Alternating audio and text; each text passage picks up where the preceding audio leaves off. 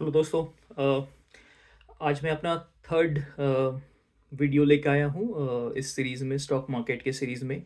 और कई लोगों का सवाल था मेरे से कि आप चूँकि यूएस स्टॉक्स में इन्वेस्ट करते हैं तो यूएस स्टॉक्स के बारे में हमें कुछ बताएं।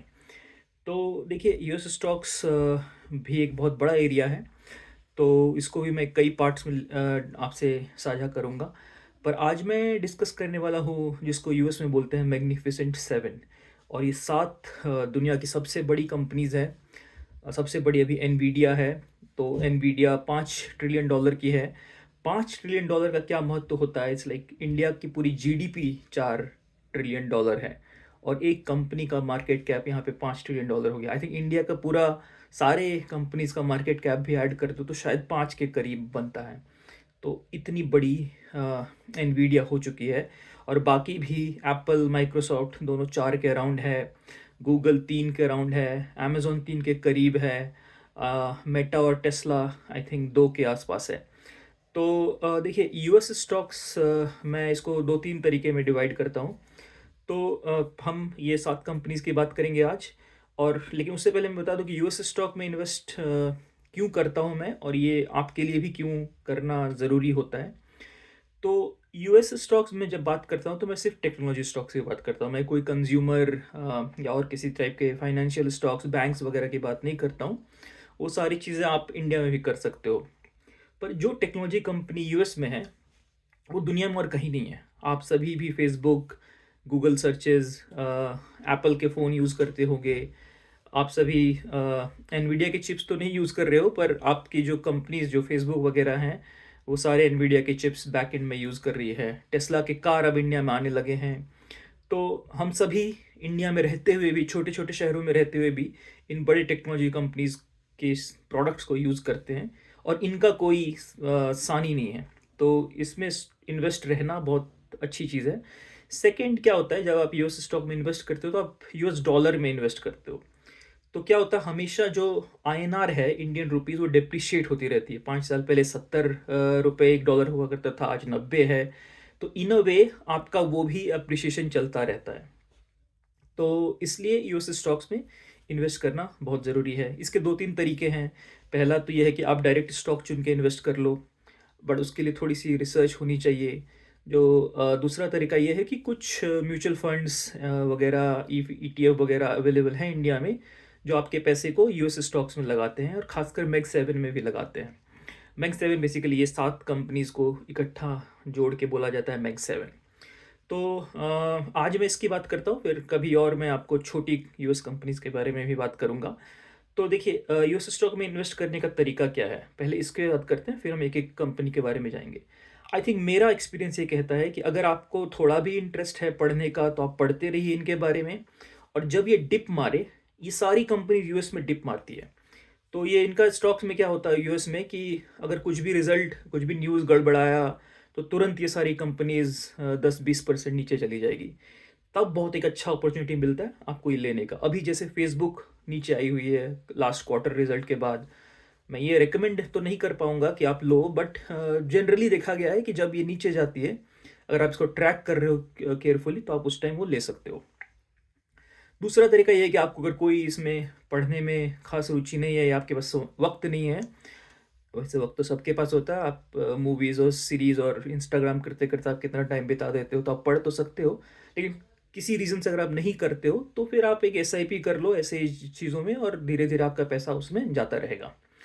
तो तो अब हम बात करते हैं कि ये मैग सेवन कैसे स्टॉक्स हैं और क्या आपको इनमें से जानना है। तो शॉर्ट में बताऊंगा ताकि ये वीडियो बहुत लंबा ना जाए। मेरा जनरली फॉर्मेट रहता है कि मैं 10-12 मिनट में कंप्लीट कर दूं ताकि आपको सुनने में आसानी हो। तो चलिए, सबसे और इसके ज़रिए मैं आपको थोड़े कॉन्सेप्ट भी बताऊंगा इन्वेस्टिंग के। तो पहला कंपनी हम लेते हैं एप्पल। अच्छा, एप्पल में क्या है कि एप्पल का सबसे एप्पल का कोई खास ग्रोथ नहीं होता है। वो 7-8% ग्रो करता है। अभी तो इस बार किया है 7-8 में, पहले तो और भी कम करता था। पर इसका जो पी है, प्राइस टू अर्निंग रेशियो, वो अब करीब 35-36 के करीब है, जो कि बहुत ज़्यादा है। तो ये कंपनी ग्रोथ नहीं करती बट रिटर्न बहुत अच्छा दिया है। इसका एक सबसे बड़ा रीज़न है शेयर बायबैक। तो ये कंपनी क्या करती है, बहुत फ्री कैश फ्लो कंपनी है, बहुत पैसा फेंकती है ये कंपनी, और उसका वो उतना यूज़ नहीं है उसको बिजनेस को आगे बढ़ाने के लिए, तो आरओई बहुत स्ट्रांग है। इस देखिए ऐसी कंपनीज बहुत अच्छी होती है एक शेयर होल्डर के लिए। तो वो क्या करती है कि अपने ही शेयर्स को वो खरीदती रहती है। तो आप ऐसे समझिए कि अगर एप्पल के पास 100 शेयर हैं पूरे वर्ल्ड में, उसमें एक शेयर आपके पास, तो आप 1% के मालिक हुए। अगर नेक्स्ट 5 साल में एप्पल 50 शेयर खुद ही खरीद कर रिटायर कर दे मार्केट से, और आपके पास एक ही शेयर रहा, तो आप अब 50 में से एक शेयर ओन कर रहे हो, तो आपके पास क्या है, ओनरशिप जो है 1% से 2% बन जाती है। तो इसके कारण आपका, और जो उसका अर्निंग है, अर्निंग तो एप्पल का उतना ही रहा या थोड़ा बढ़ भी गया, तो अब पहले जो 100 शेयर में डिवाइड होता था वो 50 शेयर में डिवाइड होता है। तो आपकी जो अर्निंग कैपेसिटी है एज अ शेयर होल्डर वो बढ़ गई। इसके कारण आपका जो वेल्थ है और आपका शेयर प्राइस है वो भी बढ़ जाता है। तो एप्पल में ये चीज़ बहुत प्ले आउट होता है। ऑब्वियसली आईफोन बहुत पॉपुलर है, बट इनका जो सर्विस सेगमेंट है वो बहुत अच्छा करने लगा है।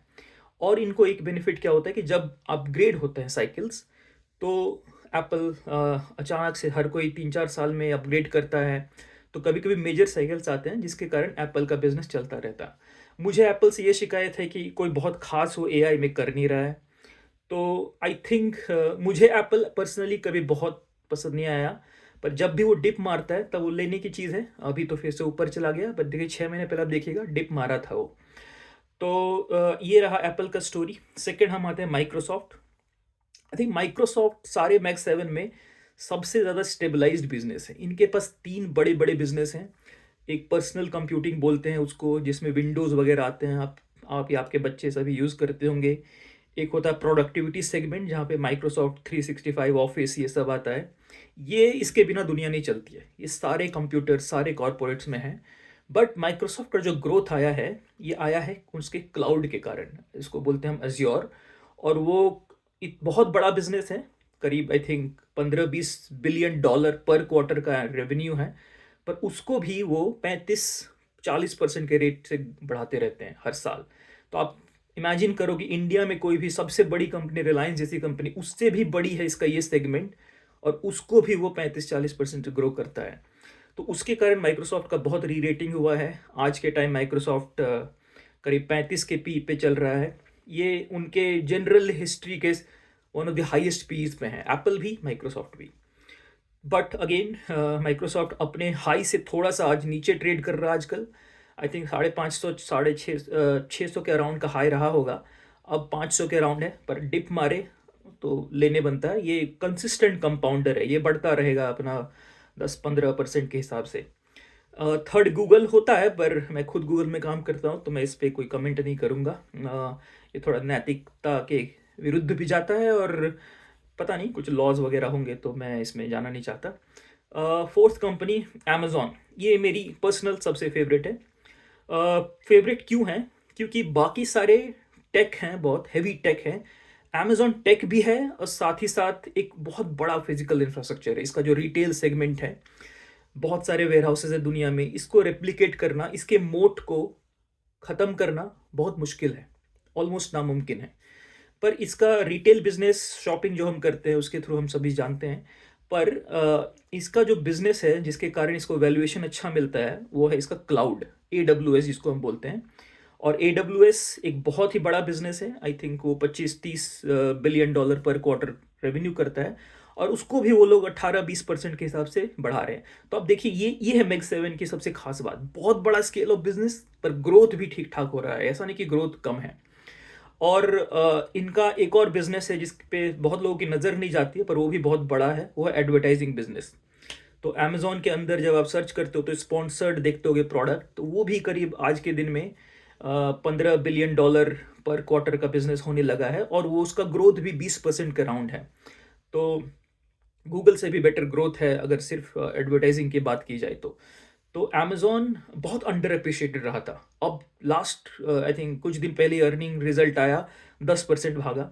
तो यही बात होती है, जब भी आप देखो वो अंडर अप्रिशिएटेड रहे, प्राइसेस नीचे रहे, बहुत दिन तक ऊपर ना जाए, बहुत अच्छा टाइम होता है लेने का। और ये लेके आप निश्चिंत बैठ सकते हो, क्योंकि ये कंपनीज फिर वापस जंप कर जाती है। मैनेजमेंट इनके बहुत स्ट्रांग है, सब दुनिया की बहुत अच्छे अच्छे लोग, सबसे बेस्ट लोग यहाँ पे काम करते हैं। आपको जान के हैरत होंगे, बात लगेगी कि गूगल में 2 नोबेल प्राइज विनर भी हैं, काम करते हैं एज एन एम्प्लॉई। सो इनका टैलेंट पूल अनमैच्ड है। तो ये कंपनीज़ अपना रास्ता ढूँढ लेती है और वापस आ जाती है टॉप पे। जो फिफ्थ कंपनी हम बात करेंगे वो है एनवीडिया। सब उसके बारे में जानना चाहते हैं। एनवीडिया ने दुनिया के सारे जो जाने माने नॉर्मल नॉर्म्स थे उसको उसको किल कर चुके हैं और वो अलग ही दुनिया में है। $5 ट्रिलियन की कंपनी है। इनका रेवेन्यू जो है, इनका जो पी है, बाय द वे अमेजोन का पी के बारे में पहले एक बार बता बता दूं। अमेजोन का पी कुछ 32 के अराउंड चल रहा था। उसके हिस्ट्री में सबसे लोवेस्ट पे था। हमेशा अमेजोन पहले हमेशा 50+ रहता था, पर अब फिर से वापस से वो ऊपर जाने लगा। हालांकि ग्रोथ रेट भी नीचे गया है, जैसे 13-14% का ग्रोथ रेट रहा है अमेजोन का, क्योंकि रिटेल सेगमेंट इतना ग्रो नहीं करता है, और रिटेल बहुत बड़ा सेगमेंट है। तो ये रहा अमेजोन की स्टोरी। और ग्रोथ रेट पे माइक्रोसॉफ्ट में बोलना भूल गया, माइक्रोसॉफ्ट भी करीब 14-15% के अराउंड ग्रो करता है। नाउ एनवीडिया, जब सारी कंपनी यहाँ पे 13-14% से ग्रो करती है, एनवीडिया अभी 55% ग्रो की थी लास्ट क्वार्टर, और आगे की भी कुछ क्वार्टर में उनका फोरकास्ट 40-50% के करीब है। बट इसका पी भी हाई है, 55 के अराउंड है, पर इतना भी हाई नहीं है। लेकिन सबसे बड़ी एनवीडिया के साथ मुझे जो दिक्कत लगती है, इतनी बड़ी हो चुकी है 5 ट्रिलियन, और कितना बड़ा होगा। आई मीन होने को हो सकता है, पर वही है कि बहुत सारे ये जो Mag7, फेसबुक, गूगल, माइक्रोसॉफ्ट, ये सारा बहुत कुछ इन्वेस्ट कर रहे हैं एआई में। और एआई का जो पूरा बैकबोन है एनवीडिया के चिप्स पे बना है। तो आप देखोगे अनाउंसमेंट आता रहता है, फेसबुक को 80 बिलियन करना है खर्च, गूगल को 85 बिलियन करना है खर्च। ये सारा पैसा ऑब्वियसली एनवीडिया को जाता है। तो अगेन, डिप रहे तो आप खरीद सकते हो। इसका एक कॉम्पिटिटर है AMD। हालांकि वो छोटी कंपनी है, पर उसका पी इससे भी ज़्यादा महंगा है। तो एनवीडिया 5 ट्रिलियन ऐसे ही हवा में नहीं है। इसकी रेवेन्यू और इसका जो ग्रोथ है और इसके जो प्रॉफिटेबिलिटी है वो उसको फुल्ली सपोर्ट करता है, तभी ये इस लेवल पे है। तो ये एनवीडिया बेसिकली जिनके चिप्स सारा पूरा एआई का कारोबार चलता है। अगेन, जब डिप रहे, आई थिंक इसी साल मैंने जनवरी में कुछ 95-96 में ये लिया था डॉलर पर शेयर। आज वो 200 के अराउंड है। कल को अगर कभी नीचे आए तो आप देख सकते हो। तो बेसिकली आप वेट करते रहना। यूएस मार्केट हमेशा मौका देता है। There will always be some panic selling, तब आपको घुस जाना है इन सारे शेयर्स में। सिक्स आता है मेटा, फेसबुक, जिसका फेसबुक इंस्टाग्राम आप लोग बहुत यूज़ करते होंगे। वहाँ पे हम लोग काफ़ी टाइम भी वेस्ट करते हैं। तो फेसबुक एक बहुत ही कैश फ्लो पॉजिटिव कंपनी है। 25-26% का ग्रोथ रेट रहता है उनका। उनका पी भी सस्ता है। Mag7 में आई थिंक जो सबसे सस्ता पी अब रह गया है, आई थिंक गूगल का रह गया है, और गूगल भी बहुत बढ़ गया है अभी हाल फिलहाल में, और अब फेसबुक रह गया है। तो 26-27 का है। इसने ऑफ लेट सबसे ज़्यादा अगर सेलिंग आई है पिछले एक दो हफ्ते या महीने में, वो फेसबुक में आई है। तो 750 का हाई हिट किया था फेसबुक, अब 600 के अराउंड है। Could be a good accumulation zone. तो आप अपने फाइनेंशियल एडवाइजर से पूछ लीजिएगा, एडवाइज़र से। लेकिन मुझे लगता है कि अच्छा जोन है अभी खरीदने का। जो लास्ट जो शेयर है यहाँ पे, वो है Tesla. By the way, Facebook के बारे में एक बिफोर टेकिंग फेसला, फेसबुक में एक बार और बता दूं कि इंस्टाग्राम मोनेटाइज कर चुके हैं वो। उन्होंने फेसबुक ऑब्वियसली मोनेटाइज करके रखा है बहुत दिनों से। जो व्हाट्सएप है अभी तक वो इतने अच्छे से मोनेटाइज नहीं किया। हाँ जी, व्हाट्सएप भी मेटा का ही है, फेसबुक का ही है। और ये एक एक ऑकुलस करके ग्लास भी बनाते हैं, तो वो बहुत ही फ्यूचरिस्टिक विजन है इनका।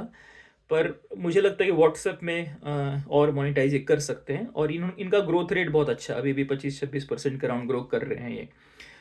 शायद फ्यूचर गाइडेंस इतना ज़्यादा ना हो, लेकिन वो 18-20 मेंटेन फिर भी वो कर लेंगे। लास्ट शेयर इनका जो इस पे हम बात करते हैं वो है टेस्ला। अब टेस्ला बहुत ही इंटरेस्टिंग कंपनी है। टेस्ला में दो तरह के ओपिनियन होते हैं। तो कुछ लोग मानते हैं कि यार टेस्ला तो कार कंपनी है, तो कार कंपनी है तो इतना क्या वैल्यूएशन देना। तो अगर सिर्फ आप उसको कार कंपनी मानते हैं तो ये बहुत ही महंगा है। इनफैक्ट बाकी जितनी भी दुनिया की कार कंपनी है सबका मार्केट कैप ऐड भी कर दूं तो भी टेस्ला उसके ऊपर है। तो तब तो कोई सेंस ही नहीं बनता इन्वेस्ट करने का, अगर आपको लगता है कि ये कार कंपनी है सिर्फ।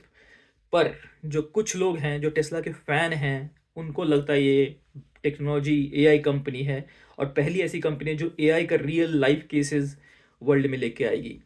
तो अगर आप टेस्ला का कार चलाते हो तो फुल सेल्फ ड्राइविंग मिलता है। बेसिकली आप पीछे पीछे बैठे रहोगे, कार खुद ब खुद चलेगी। कल को वो ऑप्टिमस रोबोट्स भी लेके आएंगे, जो कि आपका सारा काम करेंगे। तो उनका जो सीईओ एलन मस्क, उनका बहुत ही फ्यूचरिस्टिक विजन है। तो अगर आप उस फ्यूचरिस्टिक विजन में विश्वास करते हो तब तो स्काई इज द लिमिट। आज ये करीब करीब एक 1.5 से 2 ट्रिलियन डॉलर की कंपनी है। कल को ये मतलब बहुत लोग बोलते हैं कि ये 10 ट्रिलियन 20 ट्रिलियन में हो सकती है। अगर आप इस दूसरे पक्ष पे हो और आपको लगता है कि एलन मस्क ऐसा कुछ कर देंगे, अभी अभी हाल फिलहाल में उनका पे पैकेज भी आई थिंक शेयर होल्डर ने उसको वोट किया था। तो बेसिकली ऐसा है कि एलन मस्क को 1 ट्रिलियन डॉलर का पे पैकेज दिया गया है अगर टेस्ला का शेयर बढ़ते बढ़ते बढ़ते बढ़ते 8 ट्रिलियन डॉलर हो जाए। तो बेसिकली ये टेस्ला का इन्वेस्टमेंट थीसिस है। तो डिपेंड करता है, अगर आपको लगता है कि वो ऑटोमोटिव कंपनी है, बिल्कुल पैसा ना लगाए। लेकिन आपको लगता है कि वो दुनिया चेंज कर देगी टेस्ला की कंपनी, तो बिल्कुल लगा सकते हैं। तो देखिए मॉडल भी बहुत अलग हो जाएगा ना। अगर आप एफएसडी में आप फिर सब्सक्रिप्शन फ़ी ले सकते हो, जो कि लेते भी हो $100 प्रति माह। तो इतनी कार चलेंगी, $100 प्रति माह अगर आए तो सिर्फ कार सेल पे ही पैसा नहीं है, हर महीने भी पैसा है। तो ये बेसिकली रहा मेरा एनालिसिस। और पी वगैरह का तो बात करने का कोई सेंस ही नहीं है। टेस्ला का आई थिंक कुछ 200 के अराउंड का पी है। तो वैल्यूएशन, बेसिक वैल्यूएशन मेथड में टेस्ला को देखने का कोई मतलब नहीं बनता है। तो ये रहा मेरा मैग 7 का एनालिसिस। हमेशा मैं यही रिकमेंड करूँगा कि अगर आप ट्रैक करते हैं तो ट्रैक करिए क्लोजली। जब भी डिप का मौका आए, घबराना नहीं है, तब खरीदना है। मेरे पास एक दो और स्टोरी है, मैं बताऊंगा कैसे मैंने यूएस स्टॉक में इन्वेस्ट किया, फिर वो डिप किया, मैं 40% लॉस, आई थिंक 40 नहीं, उससे ज़्यादा 50-55% लॉस पे था, फिर छोड़ दिया। फिर उसके बाद शेयर्स आगे भी बढ़े। आज मैं करीब 50-60% प्रॉफिट पे भी हूँ। तो यूएस मार्केट ऐसा ही है, it's like riding a wild tiger. वो नीचे भी बहुत गिरता है, वो ऊपर भी बहुत जाता है। और हमेशा वो जो यूएसडी आईएनआर का जो जो रिश्ता है और जो जिस तरह से वो डिप्रिशिएट होता रहता है, उसके कारण इंडियंस को फ़ायदा होता है। तो ये रहा मेरा मैग 7 का एनालिसिस। यहाँ से मैं शुरू कर रहा हूँ। नेक्स्ट मैं आपको कुछ और कंपनीज़ के बारे में बताऊँगा। अगर आपको पसंद आए तो प्लीज़ वीडियो को लाइक शेयर और सब्सक्राइब करिएगा। Thank you so much and फिर मिलते हैं अगले एपिसोड में। आप कमेंट्स करके बता सकते हो अगर आपके कोई सवाल हो तो, या कोई स्पेसिफिक टॉपिक हो जो मुझे कवर करना चाहिए तो। Thank you.